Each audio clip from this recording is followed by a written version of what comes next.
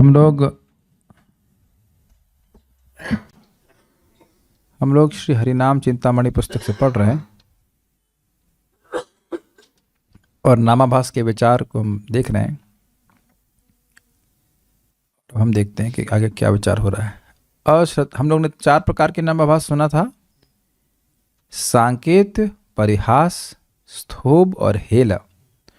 अब इसके आगे देखते हैं यहाँ पे क्या विचार हो रहा है। अश्रद्धा पूर्वक नाम ग्रहण और हेला नामाभास में भेद। श्री हरिदास जी महाप्रभु जी से कहते हैं कि अनर्थ युक्त जीव भी यदि श्रद्धा के साथ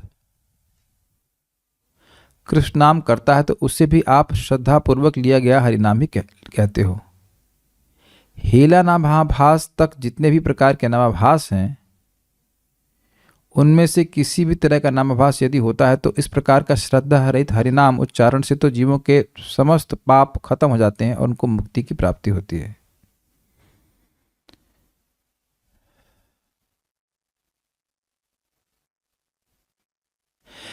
मुझे एक मिस्टेक क्या लग रहा है इसमें, गलती से जुड़ गया है। वो नहीं होना चाहिए।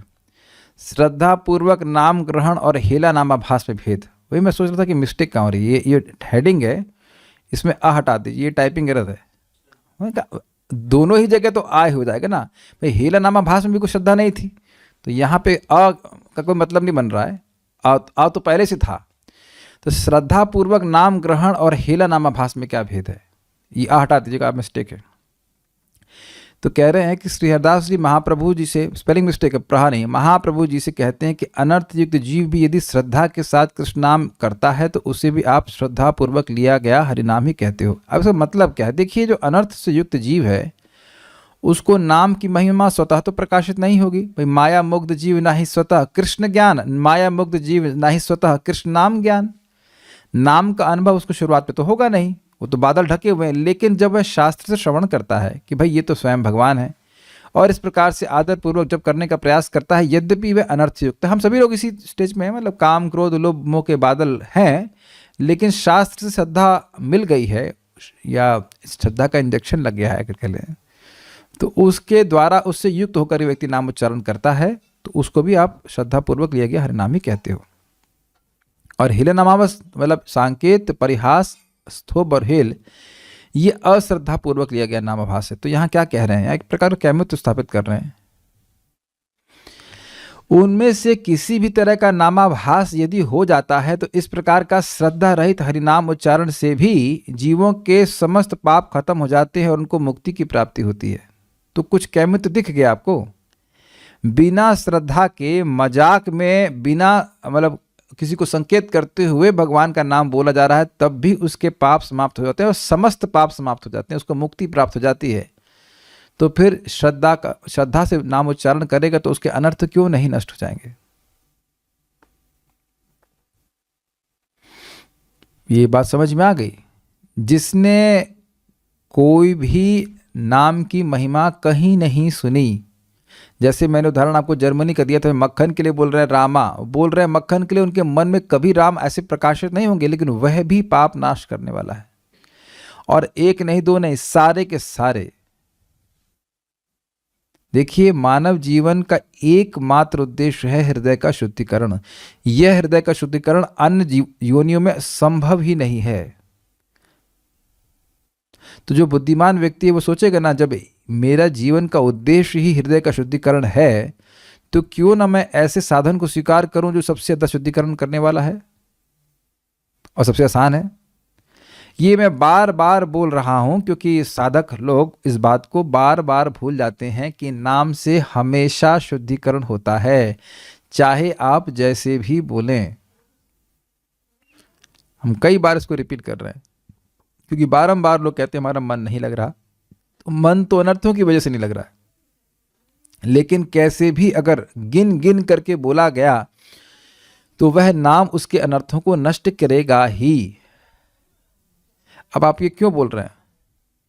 बार बार आप भक्तों को भी गाइडेंस देंगे तो स्पेशली नए लोग बोलते हैं आज हमारा जब अच्छा नहीं हुआ, और एक तरह से आप कह सकते हो उस दिन रुचि नहीं मिल रही थी, स्टफ हुआ। लेकिन प्रतिदिन नाम आपके अपराधों को, अनर्थों को नष्ट ही कर रहा है।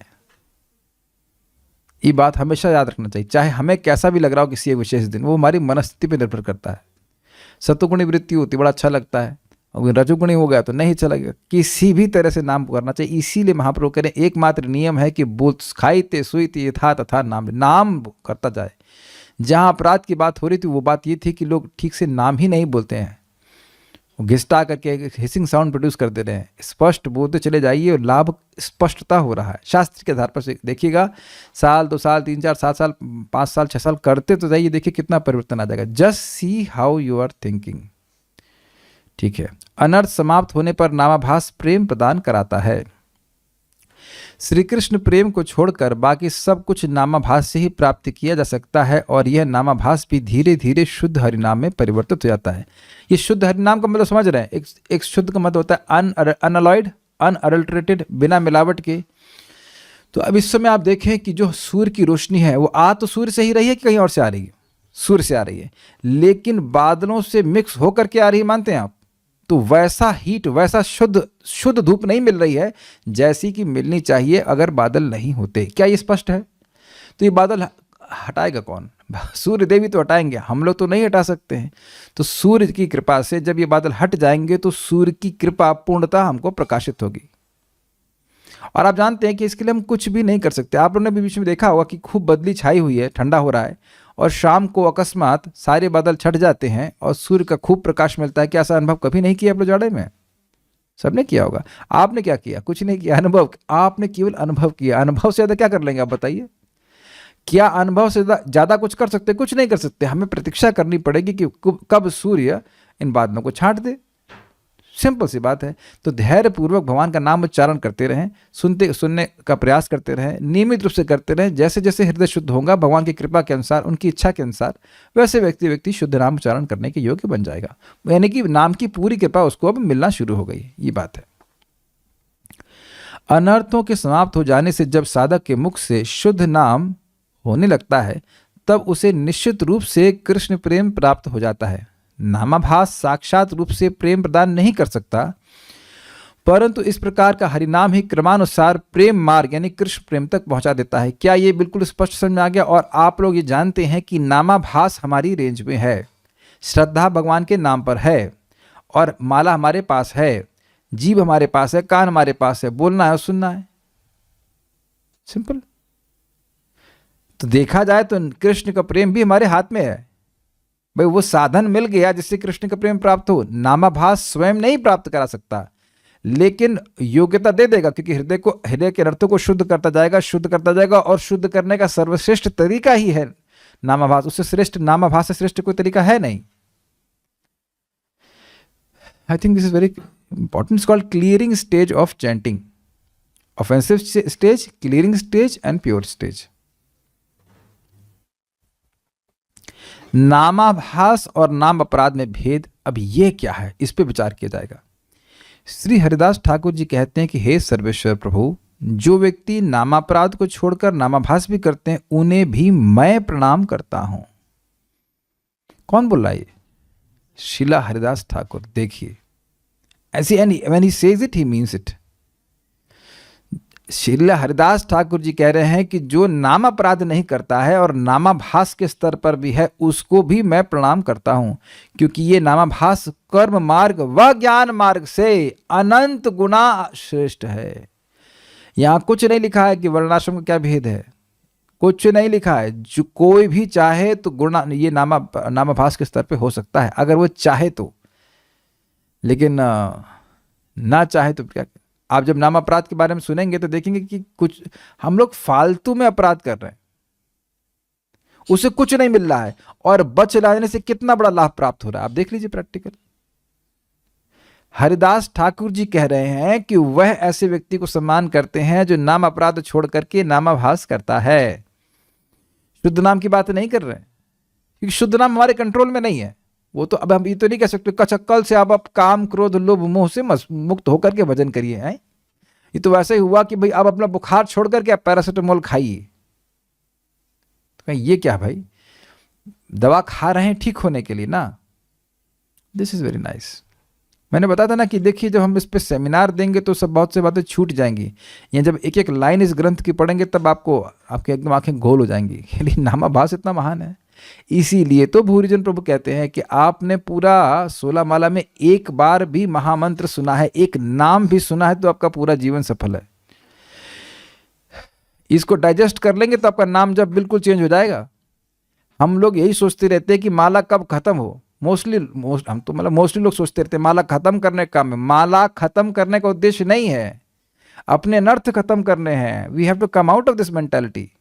It's not a job which has to be finished, है ना। कब निकले इससे बाहर से, अरे पहले प्रवेश तो करें। हम इसलिए बोल रहे हैं कि प्रारंभ से ही पहले दिन की अवस्था से ही आप नामाभास के स्तर पर हो सकते हैं अगर आप चाहें तो। We are not here to finish the rounds और समथिंग लाइक दैट। इसीलिए तो बार बार कहा जा रहा है कि सुबह उठ करके माला कर लीजिए। देखिए हर प्रकार के भक्त यहाँ में हैं, कोई लोग सुबह उठ के कर लेते हैं, कुछ लोग सुबह उठ के नहीं करते। तो सबके लिए मुझे बोलना पड़ता है कि सुबह आप देखेंगे कि कितना सुंदर चित्त होता है भगवान का नाम जप करने के लिए। एकदम टेंशन से रहित, कोई काम नहीं करना है, एकदम मन प्रसन्न सतोगुण में रहता है, आसानी से माला कर लेते हैं। अपने चित्त को देखिए हम कैसे नाम जप कर रहे हैं। श्री हरदास जी कहते हैं कि भगवत प्रेम उत्पन्न कराने वाली श्रद्धा यदि किसी के हृदय में शुद्ध भाव से विद्यमान हो तो तभी उसके मुख से विशुद्ध श्री कृष्ण नाम उच्चारित होगा। इसका क्या मतलब है? श्रद्धा का मतलब होता है इच्छा, यानी कि जब वो भक्ति कर रहा है तो वह व्यक्ति भगवान का प्रेम प्राप्त करने के लिए भक्ति कर रहा है। अब एक बात यह है कि ऐसी इच्छा को प्राप्त करने में कठिनाई क्या है, जरा विचार कीजिए इस पे। देखिए जब तक हम इस जगत में किसी वस्तु को महत्व बुद्धि में से देखेंगे तो उस वस्तु को प्राप्त करने के लिए हम किसी न किसी साधन का उपयोग करेंगे। मानते मेरी बात? धन चाहिए, स्त्री चाहिए, यश चाहिए या और कुछ चाहिए। तो स्वाभाविक सी बात है अगर कोई व्यक्ति ऐसी इच्छाओं से युक्त होगा तो भजन भी ऐसी इच्छाओं को प्राप्त करने के लिए करेगा। मैं समझा पा रहा हूं? भाई मान लो कोई हरे कृष्ण कीर्तन गा ही रहा है तो अब उसको ये लग रहा है कि मेरे बहुत प्रशंसा हो, तो अब वो प्रशंसा को भगवत प्रेम से अधिक तोल रहा है, तो ना चाहते हुए भी उस प्रशंसा के पीछे पड़ा रहेगा। Is that okay? अच्छा, अब इसका मतलब यह है नहीं कि वो हरि नाम ना करे। कैसे भी इंटेंशन से हरे कृष्ण मंत्र कर रहा है, बहुत अच्छी बात है। किसी अन्य साधन से तो अच्छा ही है, क्योंकि उसी इच्छा को लेकर कोई और साधन करेगा, सुनाई पड़ रहा है, उसी इच्छा को लेकर कोई और साधन करेगा, उससे बहुत अच्छा है कि वह हरे कृष्ण मंत्र करे, क्योंकि हरे कृष्ण मंत्र उसको शुद्ध सत्व बुद्धि प्रदायकम, वह विशुद्ध बुद्धि प्रदान कर देगा, दिखा देगा कि इन चीज़ों के लिए तुम जो नाम उच्चारण कर रहे हो ये व्यर्थ है, इससे तुम संतुष्ट नहीं होने वाले। मेरी भाषा बिल्कुल स्पष्ट समझ में आ रही है? तो इसलिए नाम जब तो कैसे भी चित्त से किया अच्छा है, लेकिन जब करते करते उसका हृदय शुद्ध होगा तब उसको समझ में आएगा but basically what I need is love. हर जीवात्मा को प्रेम ही चाहिए और कुछ नहीं चाहिए। भुंगते भोजते आदि जो श्लोक है उसमें हम क्या कर रहे हैं? प्रेम का आदान प्रदान ही तो कर रहे हैं। आप बताओ कोई एक व्यक्ति हाथ खड़ा कर दे कि उसको प्रेम नहीं चाहिए, उसे किसी से बात ही नहीं करनी है। अगर आपको किसी से बात करनी ही नहीं होती तो आप इस मीटिंग में आते ही नहीं, है ना?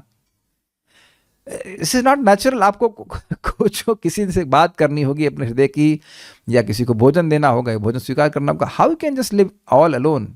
बचपन में हमें एक बात हमारे टीचर ने पढ़ाई थी, man is not born on an Ivory tower. पत्थर के स्तंभ पर हम लोग नहीं पैदा होते हैं, मतलब अकेले नहीं रहते, हम कभी नहीं अकेले रह सकते हैं। तो धीरे धीरे व्यक्ति को समझ में आएगा कि भाई भगवान से प्रेम प्राप्त करना या भगवान का प्रेम प्राप्त करना, उनसे प्रेम का आदान प्रदान करना ही सबसे मजेदार चीज़ है। बाकी सब चीज़ बकवास है, बोरिंग है। And obviously it means having loving exchange with devotees also. भक्तों के संग प्रेम का आदान प्रदान करना, भगवान जिससे प्रेम का आदान प्रदान करना, यही सब चीज़ करना, और कुछ करना ही नहीं है। तो ये केवल बोलने की बात नहीं है, जितनी मात्रा में हृदय शुद्ध होगा व्यक्ति स्वयं अनुभव करने लग जाएगा। Is it okay? यस। पूछ रहे हैं, नामाभास की स्टेज पर भक्त कोई भी नाम अपराध नहीं करता, पर नाम अपराध तो कभी भी हो सकता है। देखिए, नामाभास के स्टेज पर अपराधों से रहित होने का प्रयास किया जा रहा है, इसे कहते हैं नामाभास स्टेज। अब जब प्रयास किया जा रहा है तो क्या वो साधक अकेला है? क्या भगवान उसकी मदद नहीं करेंगे? तो कुछ गलती हो जाएगी तो भगवान उसकी सहायता करेंगे कि देखो तुमसे यहाँ पे गलती हो गई, तुम उसको सुधार करो। किसी ना किसी के माध्यम से आपको शिक्षा प्राप्त करा दी जाएगी कि कहाँ आप गलती कर रहे हैं। अब ये मेरा ही अनुभव है या आप सब लोगों का भी कुछ अनुभव है इस प्रकार से? If you want to advance in Krishna consciousness, Krishna will give you all the help. जो व्यक्ति नाम में रुचि जागृत करना चाहता है वह तो निरंतर ही सोचता रहेगा कि अन्य भक्तों को, उसको कुछ ना कुछ एक दो भक्त तो जरूर दिखेंगे जीवन में जिनको नाम में रुचि प्राप्त है। क्या ये हुआ आपके जीवन में ऐसा? He will definitely, Krishna will make sure कि उस व्यक्ति को ऐसे व्यक्ति से भेंट जरूर हो, लाइक इन पर्सन, आंखों के सामने, जिस व्यक्ति को नाम में रुचि प्राप्त है। तो उसका विश्वास बनेगा कि भाई ऐसा नहीं है कि नाम में रुचि किसी को मिलती ही नहीं है, इन व्यक्ति को मिली है, मुझे नहीं मिल रही है, मैं कहीं गलती कर रहा हूँ, मैं सीखूं कि क्या गलती कर रहा हूँ। क्या आप में से ऐसा कोई व्यक्ति कह सकता है कि ऐसा कभी नहीं हुआ? ऐसा कैसे हो सकता है? मुझे तो कितने लोग मिले जो नाम में एकदम डूबे हुए हैं। तो मैं सोचा करता हूँ कि भाई क्या वो गलती कर रहे हैं, क्या हम नहीं कर रहे हैं? फिर वही पॉइंट पकड़ लीजिए, उत्साह, निश्चय, धैर्य इत्यादि, वो 6 पॉइंट भक्ति में प्रगति करने के और 6 पॉइंट भक्ति में डाउन जाने के लिए। तो वही सब चीज़ें भगवान के ऊपर घटित होगी, भगवान के नाम के ऊपर घटित होगी।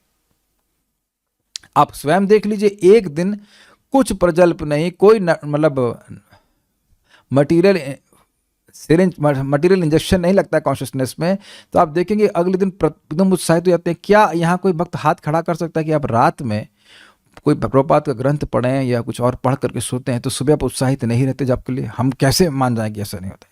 अब आप कोई ना पढ़ता हो एक अलग बात है, अन्यथा कुछ आप मटेरियल चीज़ देख करके सोइए, देखिए सुबह एकदम अजीब सी चेतना हो जाती है, एकदम अजीब सी चेतना, जस्ट लाइक इज इमीडिएट। तो ये सारी चीज़ें हम नहीं बोल रहे हैं, शास्त्र सब साधु लोग बताते हैं कि रात्रि आप कैसे बिताते हैं उसका प्रभाव आपके सुबह साधना पे पड़ता है। तो जो व्यक्ति सिंसियर है उसकी सहायता भगवान करते ही हैं, उनको तो ज़्यादा आग्रह है हमारी प्रगति का, ठीक है। तो यहाँ पे वो कह रहे हैं कि भगवत प्रेम उत्पन्न कराने वाली श्रद्धा यदि किसी के हृदय में शुद्ध भाव से विद्यमान हो, अर्थात उसकी इच्छा हो कि मुझे भगवान की प्राप्ति हो, प्रेम की प्राप्ति हो, उस इच्छा से वह भगवान का भजन कर रहा है, तो उसके मुख से विशुद्ध श्री कृष्णाम उच्चारित होगा। अब ये बहुत इंटरेस्टिंग है। छाया और प्रतिबिंब भेद से आभास 2 प्रकार का होता है।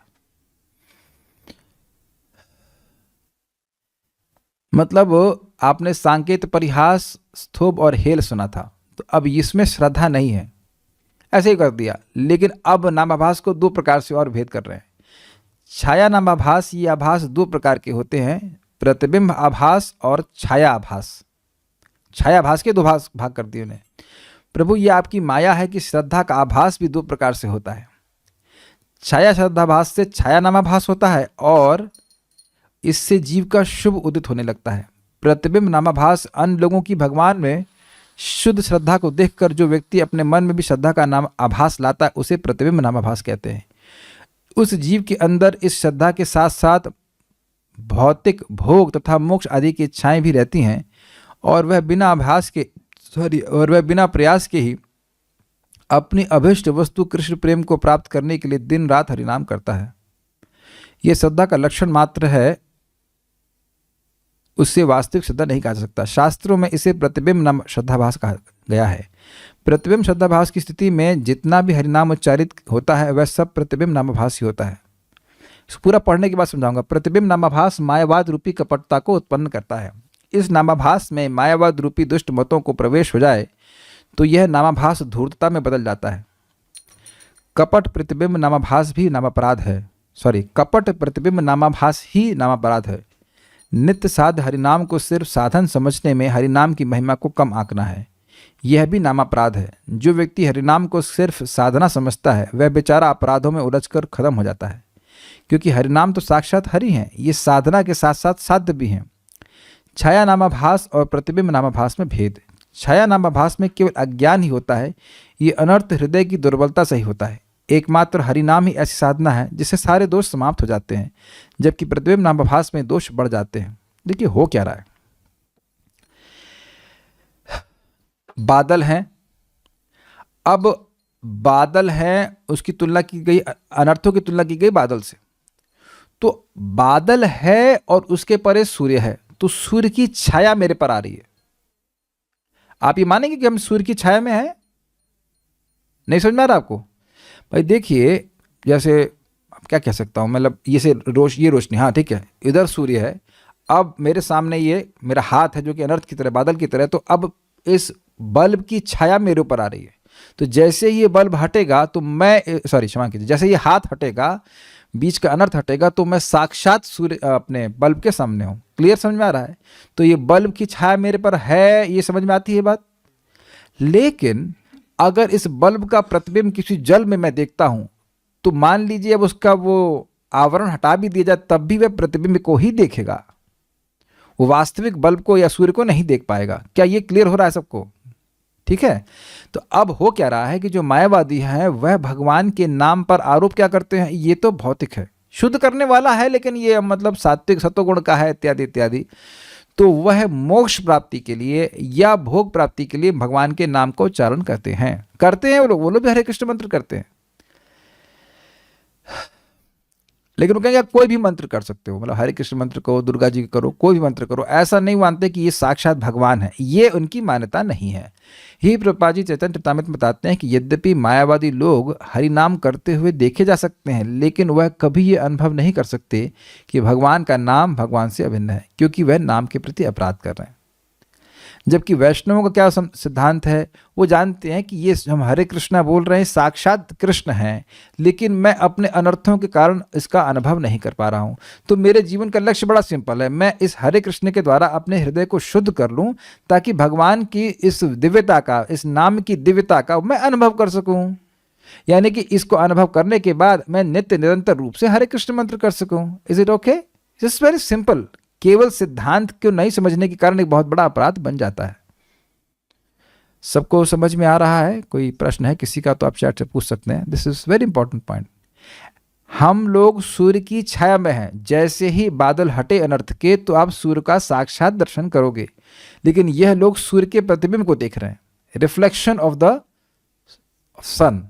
वो सूर्य को कभी नहीं देख पाएंगे जब तक वह इस सिद्धांत को कि स्वयं भगवान का नाम भगवान से भिन्न है, वह एक वैष्णवों से नहीं सुनते, अस्वीकार करते। उम्मीद है कि आप समझ गए होंगे। मायावाद और भक्ति परस्पर विपरीत धर्म है, मायावाद ही अपराध है। मायावादियों के मतानुसार श्री कृष्ण के नाम, रूप, गुण व लीला सभी झूठे तथा नाशवान है। यही समझा रहा था मैं आप लोगों को। जैसे सूर्य की कहाँ सत्ता और सूर्य के रिफ्लेक्शन की सत्ता। सूर्य का प्रतिबिंब तो कहीं प्रतिफलित हो रहा है, वो जो अधिष्ठान है जहां पे वह प्रतिफलित हो रहा है वो नाश, तो प्रतिबिंब का भी नाश। तो इनका कहने का मतलब है कि नाम आदि जो हम कर रहे हैं उससे प्रकाश मिल रहा है, प्रतिबिंब से प्रकाश मिल रहा है, लेकिन कब तक? जब तक अधिष्ठान है। तो ये जैसे शरीर छूटा, ये माया समाप्त, तो बस अब नाम भी समाप्त, ऐसे करके तो वह नाम को साधन के रूप में लेते। देखिए बहुत गंभीर बात है, केवल साधन के रूप में लेते हैं, साधन के रूप में नहीं लेते हैं। जैसे ट्रेन में हम लोग चढ़ते हैं बड़े उत्साह से, लेकिन छोड़ते भी उसी उत्साह से हैं, याद भी नहीं करते कि कौन सा सीट नंबर था। लास्ट टाइम आप लोग जो ट्रेन में चढ़े थे, सीट नंबर याद है किसी को? Anyone here? ना। तो बिल्कुल छोड़ने के लिए ही साधन स्वीकार करते हैं, ये तो गलत नहीं कह रहे ना। इसी प्रकार से ये लोग छोड़ने के लिए ही हरि नाम करते हैं, लेकिन भगवान के भक्त पकड़ने के लिए भगवान को नाम को पकड़ते हैं। क्लियर है ना? आप लोग कभी कभी अपने को इमेजिन करते भी होंगे कि एकदम एब्जॉर्ब हो गए हैं, 24 घंटे हरि नाम कर रहे हैं, चाहे वो 24 करोड़ साल के बाद आए, वी नो डोंट केयर, लेकिन नाम ही उपलब्धि है भक्तों की, यह क्लियर है। तो भगवान उसी प्रकार से रेसिप्रोकेट करते हैं। इनके मतानुसार भगवत प्रेम तत्व नित्य नहीं होता, ये सब कुछ नहीं है, अरे सब तुम ही भगवान हो बस। इसलिए यह मायावादी मत 100% भक्ति मार्ग के विपरीत है। जब आप ही भगवान हो गए तो किसकी भक्ति करेंगे? भक्ति के शत्रु के रूप में मायावाद की गणना होती है, इसलिए मायावादी भगवत चरणों में अपराधी होते हैं। मायावादी के मुख से भगवान का नाम नहीं निकलता, या यूं कहें कि उनके मुख से भगवत नाम निकलने पर भी वह नामत्व को प्राप्त नहीं होता। अब यही बात एक बार एक भक्त ने पूछा था, क्या नाम अक्षर से भी फायदा होता है? तो श्लोक इसका ये है, नाम अक्षर बहिराए बटे नाम नौही होए। नाम का अक्षर उनके मुख से प्रकट हो रहा है, लेकिन वो उसमें नाम की शक्ति नहीं है। तो ये किन लोगों के लिए है? जो लोग मायावादी हैं, उन लोगों के लिए। तो क्या आप सब मायावादी हैं?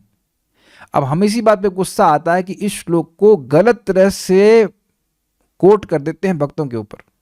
अब हम जो बोलने वाले, कठोर वचन बोलने वाले, उन लोगों पे जो इसकी गलत व्याख्या करते हैं, यहाँ स्पष्ट आपके सामने लिखा हुआ है कि ये मायावादियों पर घटित होता है, भक्तों के पर घटित नहीं होता। यद्यपि अनर्थ से युक्त भक्त भी है, आपने अभी आपके सामने पढ़ा, वह नामाभास कर रहा है, तब भी उसको अनंत लाभ प्राप्त हो रहा है, नहीं मिल हो रहा। आपके सामने पढ़ा कि नहीं पढ़ा, कौन काट सकता है? तो कभी कभी कहते हैं नाम केवल अक्षर बोलने से होता है। अरे आप मायावादी नहीं हो, आप भगवान की भक्ति को प्राप्त करना चाहते हो। भगवान जान रहे हैं कि ये बच्चा हमारा अनर्थों से युक्त है, बच्चा बीमार है, तो नाम भगवान, क्योंकि सिद्धांत हम ठीक से स्वीकार किए हैं, तो नाम भगवान कृपा करते हैं और वह सभी अनर्थों को दूर करते हैं। लेकिन मायावादी क्योंकि नाम का अपराध करते हैं, इसलिए वह नाम की कृपा को प्राप्त कर ही नहीं सकते। क्या दोनों में अंतर नहीं समझ में आ रहा? अगर हमको नाम में रुचि नहीं मिल रही है इस समय, तो इसकी केवल हमारे अनर्थों की वजह से है। वो धीरे धीरे भगवान के नाम की कृपा से ठीक हो जाएगा।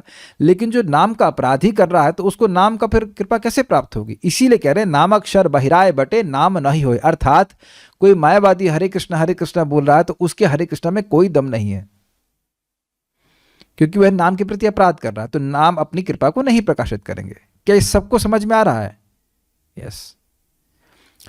तो यही बात बोल रहे हैं, मायावादी यदि भगवान के नाम का उच्चारण भी करता है तो वह मन ही मन में भगवत नाम को अनित्य समझता है, जिससे उसका पतन हो जाता है ना। This is amazing. नाम बोलने के बाद भी पतन हो रहा है, क्योंकि नाम का अपराध कर रहा है। और उससे पूछो कि कहाँ तुम शास्त्र में पढ़ लिए कि नाम भगवान का जो है वह सब मिथ्या है? कहाँ पढ़े तुम? कहाँ कौन सा श्लोक दिखाओगे जरा भगवान के नाम का? तुम बता दो कि नाम जो है वो मिथ्या है, तो कोई श्लोक नहीं दिखा पाएगा। तो जबरदस्ती अपराध करना हुआ। हरिनाम करते हुए मन में श्री हरिनाम से भौतिक भोगों एवं मोक्ष की प्रार्थना करना हरिनाम के प्रति धूर्तता है, जिसका परिणाम दुख है।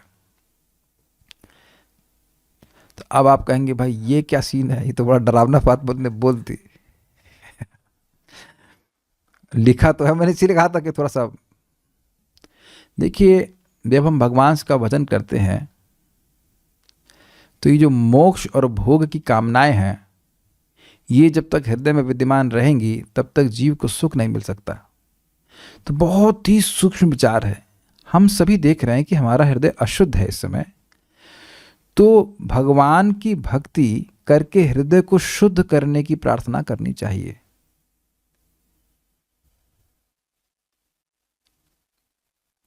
Is it okay? जो लोग सिद्धांत को नहीं समझते, वो जो कुछ भी करें, कैसे भी नाम उच्चारण करें, अलग बात है। आहार, निद्रा, भय, मैथुन, ये सब प्राप्त होने के बाद भी व्यक्ति देख ले कि क्या हमें जरा सा भी सुख मिला। एक प्रैक्टिकल चीज देखो, जो लोग भी पैसे कमाते हैं, जरा चेक कीजिए कि जो सैलरी आती है उससे कभी कोई पॉजिटिव सुख मिला। मैं ये नहीं कह रहा हूं कि सुविधा मिली कि नहीं मिली, क्या कभी भी पैसे आने से आपको सुख मिला? आप ये जरूर सोचते हो कि इस समय कुछ सुविधा मिल जाएगी, लेकिन सुख मिला ऐसा नहीं हुआ। और जिस दिन आपका जब आप थोड़ा कह सकते हैं अच्छा हुआ, उस दिन आपको पॉजिटिव सुख मिला। क्या ये नहीं दिखाई पड़ रहा हम लोगों को? आपका माला सुबह अच्छे से आपने कर लिया तो आपको एक संतुष्टि प्राप्त होती है। क्या भौतिक भोगों से प्राप्त होता है? ये देखने का सामर्थ्य होना चाहिए। दुनिया में किसी का ना हो, हमको अपने लिए इकट्ठा करना। क्या हमारा सामर्थ्य, हम अपना सामर्थ्य इकट्ठा कर रहे हैं? Has anything material brought us any satisfaction? The answer is no. Then why should we ask spiritual Lord, the holy name, for material benedictions? अगर आपके पास कोई व्यक्ति आए और कहे हमको एक पेंसिल देना, आपकी खूब सेवा करके एक पेंसिल देना, अठन्नी देना, चवन्नी देना, कहीं ये क्या मांग रहा है? हाँ, यही बात चैतन्य चरितामृत में लिखा है। कृष्ण जो कृष्ण का भजन कर रहा है और भौतिक चीज मान रहा है, तो भगवान कहते हैं आमी बजे मांगे विषय सुख। मेरा भजन कर रहा है और विषय सुख मांग रहा है। आमी विज्ञ से मूर्ख विषय के न दीवा, स्वचरणामृत दिया विषय भुलाई बा। ये मूर्ख है, मैं तो विज्ञ हूं, मैं इसे भोग क्यों प्रदान करूंगा? मैं इसे अपने चरणों का अमृत दूंगा जिससे विषय को भूल जाएगा। तो कहेंगे आप कब देंगे? ये कथा अमृत ही तो चरणामृत है। इस कथा को सुन रहे हैं, इसका मतलब हमारे पास ये योग्यता होनी चाहिए। We become responsible that we don't demand material things. भाई समझने का प्रयास कीजिए। जननिवास प्रभु को हम ये पूछे थे और वो एकदम स्पष्ट बताए थे, और उनके बारे में परम पूज्य राधानाथ महाराज बोल रहे हैं कि he has taste for chanting. तो I think we have 100% faith उस मामले में। तो जनरल निवास प्रभु को मैं साक्षात पूछा, प्रभु जी नाम में रुचि कैसे होगी अधिक नाम जप करने से? Well he said not exactly. उन्होंने कहा कि 3 चीज समझने से, नामी से अभिन्न है। दूसरा, ध्यान पूर्वक करने का प्रयास करो, चैंट अटेंटिवली। और तीसरा, भौतिक मत मांगो। और आप ये बताइए क्या रोटी पानी की भगवान व्यवस्था नहीं कर रहे हैं? और अगर नहीं, वैसे तो कह नहीं सकता कि नहीं कर रहे हैं, कर ही रहे हैं, और थोड़ा हाथ पैर मार के कुछ रोटी कमा लो। It not? किसी को रोटी की दिक्कत है यहाँ पे? रोटी, कपड़ा और मकान, कपड़ा मकान सभी लोग तो मकान बैठे हैं, कपड़ा सबके सर पे है, सॉरी शरीर पे है, और रोटी खा के ही आए होंगे। तो अब क्यों मांगा जाए? जो चीज भगवान पहले से ही दे रहे हैं उसको मांगने का क्या मतलब है? यही प्रभुपाद जी कहते हैं, what is the point of asking your daily bread when Krishna is already supplying? आपको रोटी ब्रेड सब तो पहले से ही दे रहे हैं ना, जब भक्ति नहीं कर रहे थे तब भी दे रहे, तो उसको मांगने का क्या मतलब हुआ? ये बात थोड़ा सा विवेक रखे तो व्यक्ति को बहुत अच्छा बात हो जाएगी। जैसे मैं धूर्ता का एग्जाम्पल दे रहा हूं, आप लोग का भी फोन आया बैंक से इन्वेस्टमेंट करने के लिए? जब हम ब्रह्मचारी आश्रम में थे तभी बोलते थे अपने परिवार के लिए, पत्नी के लिए। हमने कहा अरे भैया बच्चों के लिए, हमने कहा अरे कुछ नहीं हमारे, आप परेशान मत कीजिए। तो आप देखेंगे वो बहुत प्रेम से बोलते हैं वो। तो प्रेम से बोलने का उद्देश्य यह नहीं कि वो आपके प्रेमी हैं, उसके पीछे कुछ अल्टीरियर मोटिवेशन है। आप समझ में आ गया? इसीलिए धूर्ता कह रहे हैं निश्चल भाव से, भगवान मेरा हृदय अशुद्ध है, मेरे हृदय को जल्द से शुद्ध कर दीजिए ताकि मेरी सेवाएं आपको अच्छी लगे। Please bless me with a pure heart so that my services are pleasing to you. ये सब बातें आप भगवान को प्रकाशित कर सकते हैं कि नहीं? तो ये सब करके जो भजन कर रहा है तो भगवान की कृपा होगी। और ये मायावादी क्या है? या तो उन्हें भौतिक भोग चाहिए, और या फिर उनको मोक्ष चाहिए होता है। दोनों ही चीटिंग है। तार मध्य मोक्ष वांछा कैटभ प्रधान, जहां होते कृष्ण भक्ति होय अंतर्धान। जो सभी इच्छाओं में सबसे बड़ी चीटिंग की इच्छा है मोक्ष की वांछा, मोक्ष प्राप्त करने की इच्छा। अब इसको थोड़ा समझिए चीटिंग कैसे है। आत्मेंद्रिय प्रीति वांछा तारी बोले काम, कृष्ण रे प्रीति वांछा धरी प्रेम नाम। जब मैं भगवान का भजन कर रहा हूं और अपनी भोग की इच्छा को प्राप्त करना चाहता हूं तो भगवान की संतुष्टि वास्तविक रूप से नहीं चाहता हूं, तो ये धूर्ता है। यद्यपि ऐसी कापट से भक्ति करना भी बहुत अच्छा है, नहीं करने से तो अच्छा है। Make sense? आगे जाके भगवान उसको ठीक कर देंगे, लेकिन सबसे अच्छा यह है कि निष्कपट भाव से भगवान का भजन किया जाना चाहिए, तब सबसे अधिक प्रगति होती है। समझ रहे हैं ना बात? हमारा अनुभव है ऐसा कि जब हम लोग शुरुआत में भक्तों को ट्रेनिंग किया करते थे मंदिर में, तो लोग जप करने बैठेंगे लेकिन उसको आध्यात्मिक प्रगति करनी इसलिए नहीं कर रहा है, वो इसलिए बैठा है क्योंकि मुझसे भय किया हुआ है। हमने कई बार अनुभव किया। इसीलिए मैं जूम के भक्तों को बहुत सराहना करता हूं, क्योंकि किसी को भय थोड़ा ना है। भय क्या कर लूंगा मैं? तो किसी को भय नहीं कर सकता। सबकी रोटी अपने आप मिल ही रही है, उसके बाद भी आ रहे हैं और रोज आ रहे हैं, इसका मतलब है कि आप निष्कपट रूप से भक्ति कर रहे हो। टू अंडरस्टैंड दिस पॉइंट, आप में से जो लोग भी क्लास सुन रहे हैं, जब कर रहे हैं, उन पे कोई बाध्यता नहीं है, फिर भी आप कर रहे हैं, इसका मतलब ये निष्कपटता है। When you take a responsibility, when you are not force, that is love. This is not don't underestimate this point. तो अभी समझ में आ गया होगा कि, और कहेंगे परिणाम दुख क्यों भोगता है? अगर स्वर्ग मिल गया तो बोर नहीं होंगे। आप कभी सोचते हैं, कभी सोचे उस तरह से कि अरे स्वर्ग गए तो वहां कोई साथ में जप करने वाला नहीं होगा, सब तो अप्सरा की पार्टी में रहेंगे? आप नहीं सोचते ऐसा? आप धीरे धीरे करके ये सामर्थ्य जुटा ही लिए होंगे कि कहीं पे भी घुमाओ वही सब स्थान है, वहां कोई सुख नहीं है। This becomes evident to any devotee who chants properly. मेरे ख्याल से कोई विरोध तो नहीं होगा, सब वही है, कुछ नया तो रखा नहीं है। तो धीरे धीरे करके भाव अगर आ रहा है, इसका मतलब है कि आप समझ में आ गया कि हमें किस चीज़ के लिए भक्ति करनी चाहिए। तो ये धूर्तता से बचने का प्रयास करना चाहिए। अपराध मायावादी को कब छोड़ते हैं? हाँ, यदि मायावादी भोग और मोक्ष की इच्छा को छोड़कर स्वयं को श्री कृष्ण का दास समझकर पश्चाताप के साथ हरिनाम करता है कि हे भगवान मैंने कितना अपराध कर दिया, तो मायावादी रूपी दुष्ट मत से उसका छुटकारा हो जाता है। इतना ही नहीं, साधु संग करते हुए जब वह भगवत कथा श्रवण एवं कीर्तन करता है तो उसके हृदय में संबंध ज्ञान का अनुभव उदित होता है। बारंबार ये बात आपके सामने आ जाती है। देखिए, कथा के प्रभाव से नाम के अपराध नष्ट हो रहे हैं, ये समझ में आ रहा है। मूल बात समझ रहे हैं, नाम के प्रति अपराध का मतलब सैद्धांतिक अपराध। मूल बात तो वह है, अगर वह अपराध नहीं हो रहा है जो कि हमें कथा के माध्यम से मालूम चलता है, तो व्यक्ति को नाम की कृपा पूर्णतः प्राप्त होगी। इतना तो समझ में आ रहा है ना हम लोगों के नाम जप कैसे करना चाहिए।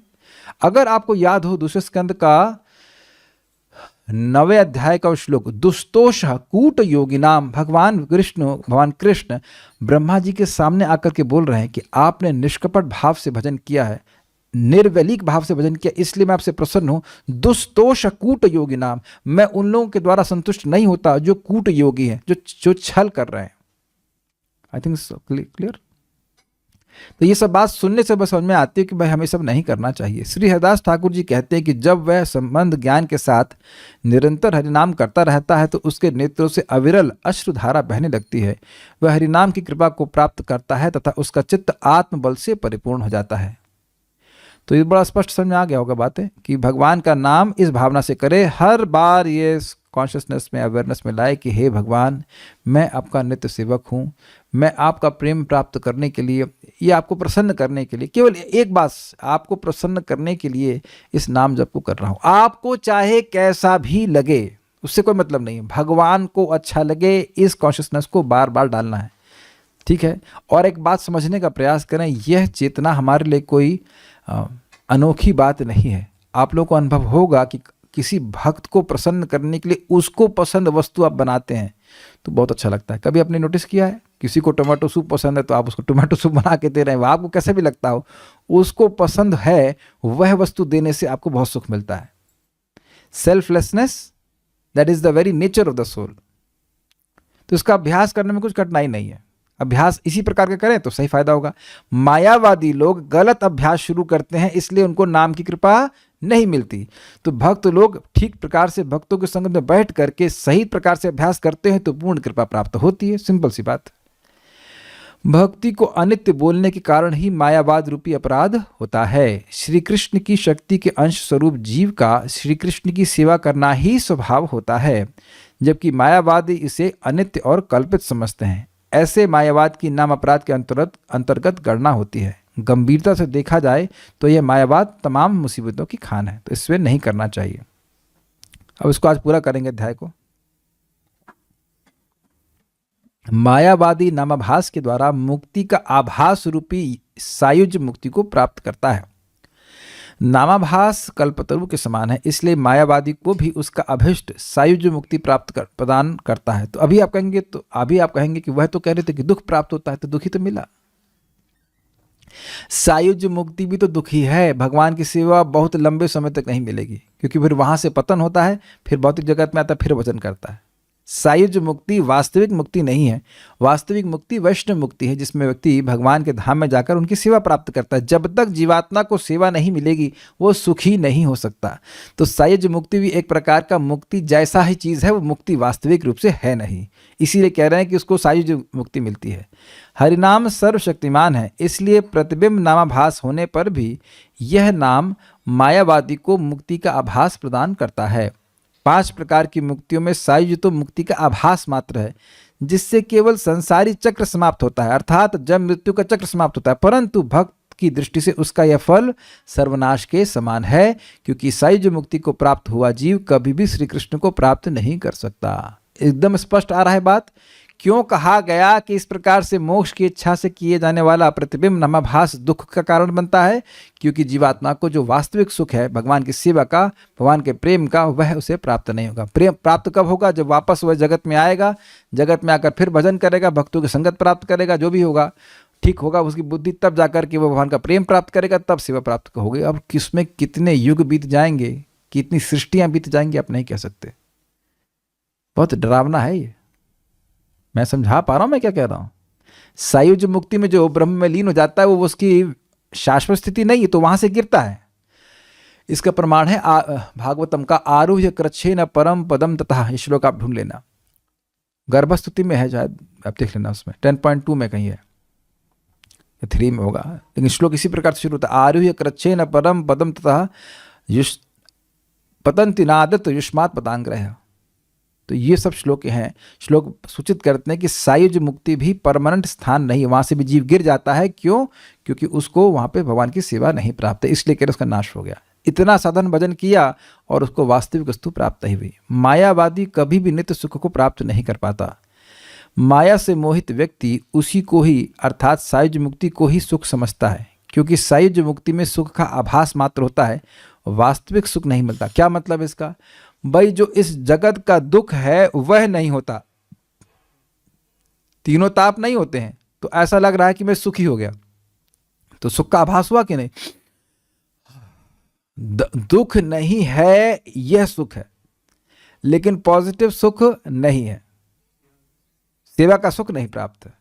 वास्तविक मुक्तावस्था तो सच्चिदानंद भगवान की सेवा की प्राप्ति में है। श्री कृष्ण स्मृति के अभाव में सायुज मुक्ति को प्राप्त होने वाला जीव कभी भी श्री कृष्ण सेवा प्राप्त नहीं कर सकता। जहाँ पर भक्ति की नित्यता अथवा कृष्ण प्रेम की नित्यता में विश्वास नहीं है, वहाँ पर नित्य सुख की प्राप्ति कैसे संभव है? कुछ समझ में आ रही बातें? ये लोग साधन काल में भी सोचते हैं कि ये सब क्या है, हम ही लोग भगवान हैं, साधना करेंगे बस आपको रियलाइज करना है कि हम भगवान हैं। तो यह नित्य सेवा की, नित्य दासत्व की भावना को नहीं स्वीकार करते। कहते तुम लोग यार बड़े कायर हो, ये क्या है? त्रिनादपि सुनी चेना तरूर, अरे अपनी महिमा को पहचानो, तुम भगवान हो, ऐसा करके वो बातें कहते हैं। लिखते हैं, हमने पढ़ा है, ऐसे लिखते, तुमसे ही चंद्र उदित हो रहा है, तुमसे सूर्य उदित होता रहा है, पता नहीं। आप लोगों को ऐसा लगता है ऐसा हो सकता है?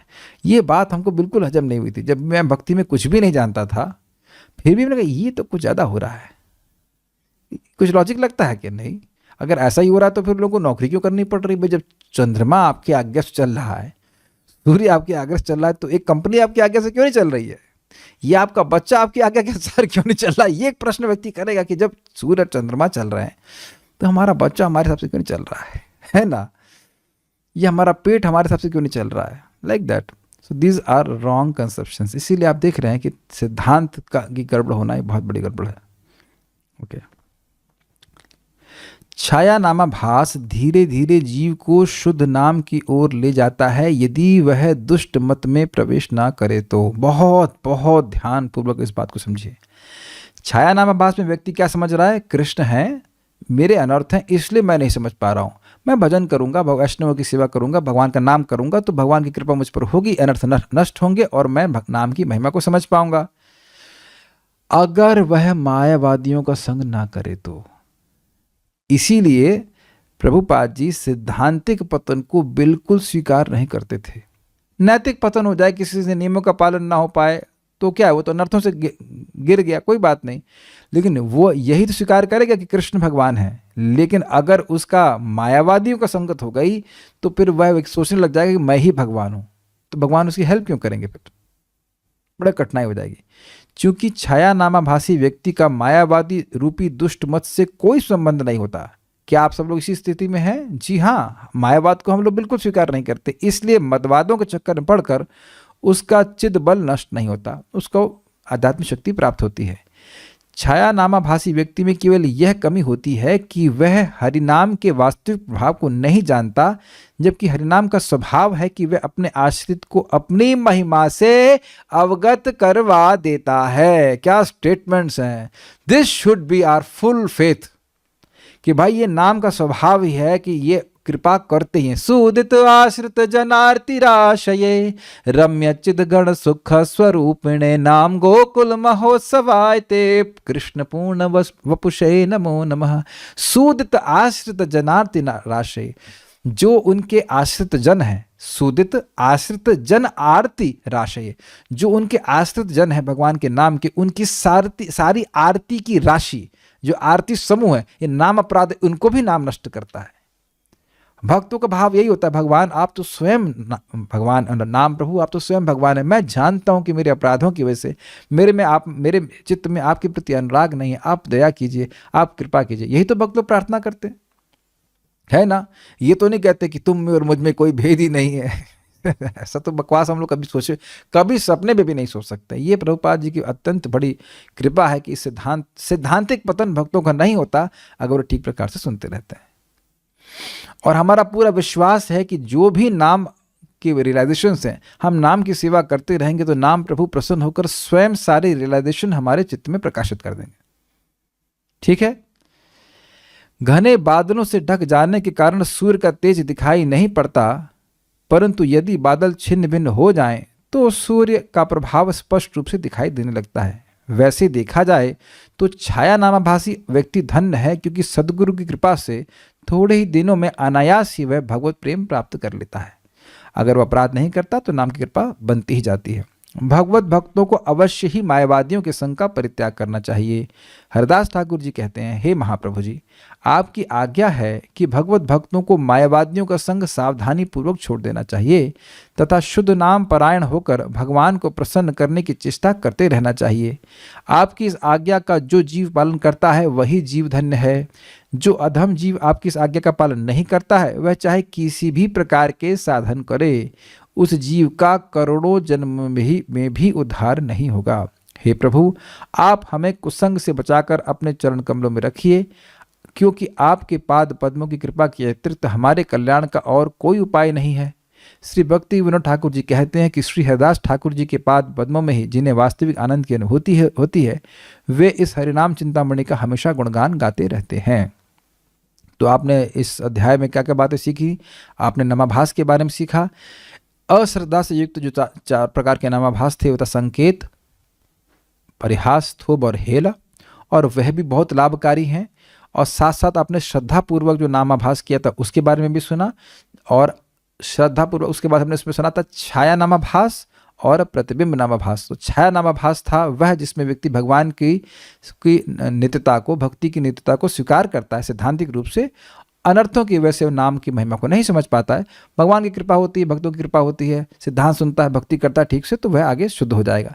लेकिन प्रतिबिंब नामाभास उन लोगों का होता है जो नाम की नित्यता पर विश्वास ही नहीं करते और मोक्ष की इच्छा से या भोग की इच्छा से भगवान का भजन कर रहे हैं, तो वह व्यक्ति आगे जाकर के उसको ठीक से लाभ प्राप्त नहीं हो पाता है। और ऐसे मायावादी को तभी कृपा मिलती है जब शुद्ध भक्तों की संगति करता है। तो स्पष्ट है कि कैसे भक्ति करनी। कोई प्रश्न है एक भक्त का? मैं देख लेता हूँ।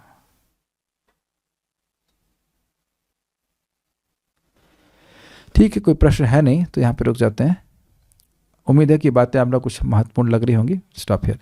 श्री हरिनाम प्रभु की जय, श्रील प्रभुपाद की जय, निताई गौर प्रेमानंदे।